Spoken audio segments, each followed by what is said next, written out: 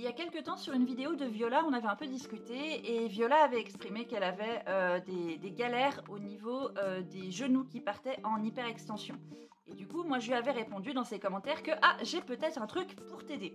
Donc Viola, cette vidéo est pour toi, tu seras taguée. Et si vous ne connaissez pas Viola et que vous comprenez l'anglais, allez voir sa chaîne, elle est vraiment très sympa, elle fait des vidéos très pertinentes autour de l'hypermobilité, elle a un diagnostic de trouble du spectre de l'hypermobilité et elle comprend et parle plein de langues.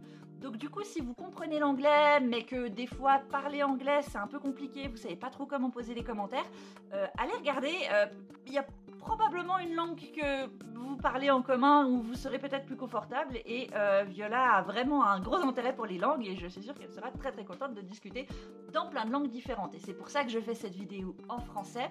Par contre Viola, si y a des choses qui sont pas claires, n'hésite pas à me le dire et je peux ajouter des compléments d'informations en anglais, soit en vidéo, soit par écrit, comme tu veux, il n'y a pas de problème.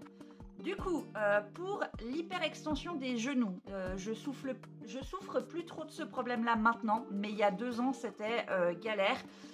Pour le petit contexte, il y a 2 ans, quand je marchais un quart d'heure, je pleurais de douleur et en fait, on s'est rendu compte que mes genoux partaient en hyperextension à chaque pas et du coup, ça faisait mal et du coup, voilà, ça n'allait pas du tout. Tandis que maintenant, je vais beaucoup mieux de ce côté-là, je peux marcher 1h30, 2 heures et je ne me blesse plus. Et ce qui a fait la différence, c'est déjà j'ai changé de kiné parce que l'ancienne physio que j'avais disait beaucoup de merde. Voilà, donc ça aggravait le problème.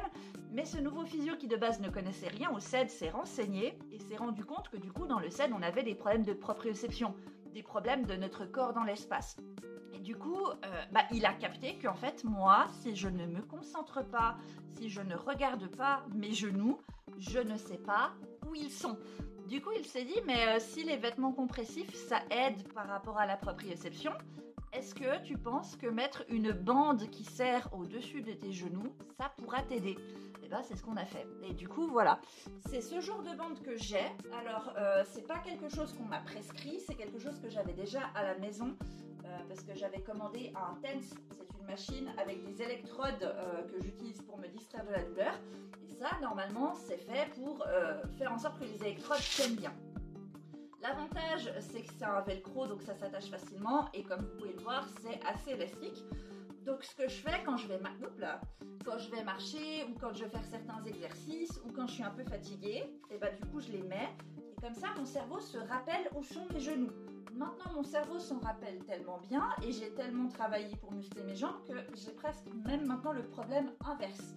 Mes jambes ne partent carrément plus en hyperextension. Peut-être un tout petit peu, mais je pense plus qu'on est au 10 degrés. Donc du coup, voilà. Et du coup, ça m'évite beaucoup de blessures. Donc de ce côté-là, c'est pas mal.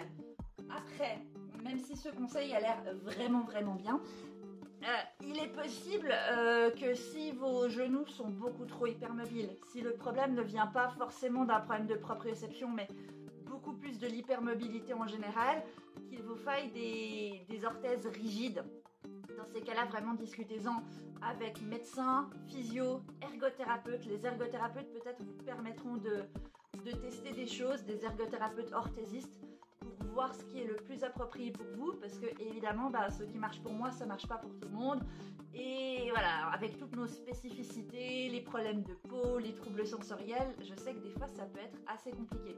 Personnellement, ce genre de trucs compressifs au niveau des jambes, ça me va bien, mais c'est pas quelque chose que je porte toute la journée. La raison pour laquelle je les ai, c'est parce que j'ai été à la kiné tout à l'heure et qu'on a fait des exercices et j'ai marché un petit peu avant, donc du coup je les mets pour m'économiser de la fatigue, plutôt que d'avoir à réfléchir absolument où se trouvent mes genoux et tout le reste de mes articulations, en utilisant des gants compressifs, des orthèses, des trucs comme ça. Je libère un peu de la bande passante de mon cerveau pour qu'il se concentre sur faire les exercices plutôt que de savoir exactement où partout est mon corps. Mais si je les porte toute la journée, souvent j'ai tendance à être surstimulée. Donc c'est là où j'en suis de ce côté-là. Peut-être que ça aidera quelqu'un, j'espère que ça t'aidera toi Viola, mais peut-être que ça aidera aussi d'autres personnes. Et je me dis qu'au pire, si ça aide pas, ça peut donner une idée de quelque chose à faire. Autre chose aussi qui m'a bien aidée et qui va avec ça, c'est qu'avec le physio que j'ai là maintenant, on a fait quand même pas mal de travail de proprioception. C'est des choses qui demandent du temps, c'est des choses qui demandent beaucoup d'énergie, c'est très fatigant, c'est plus un problème de fatigue que de douleur de faire ce genre d'exercice. Et c'est pour ça que malheureusement je ne suis pas aussi assidue que je le devrais. Mais la proprioception, en tout cas dans certains cas, et ça a été mon cas, ça peut être entraîné et ça peut s'améliorer. Et dans mon cas, j'ai vraiment vu une différence, et notamment au niveau de ma motricité fine, au niveau des mains, où c'est là où je continue le plus à le travailler, mais aussi pour la proprioception en général. Il y avait des exercices que j'ai fait avec les pieds, des trucs comme ça. Si vous voulez voir un peu à quoi ça ressemble, sur YouTube, mon nom sur YouTube c'est Cory Branlafat, j'ai une playlist qui s'appelle Faisons des exercices avec Cory. Et je sais que j'ai fait des exercices où je montrais comment j'exerçais la proprioception, et notamment avec mes pieds, où j'avais des stylos et où du coup je positionnais mes pieds, ce genre de choses. Si ça peut vous donner des idées d'exercices de comment vous entraîner de ce côté-là. Voilà, j'espère que ça donne des pistes. Bon courage avec les genoux, avec tout le corps hein, en général. L'hypermobilité symptomatique, c'est pas fun. Et puis, je vous souhaite plein de cuillères tout le monde. Bye bye!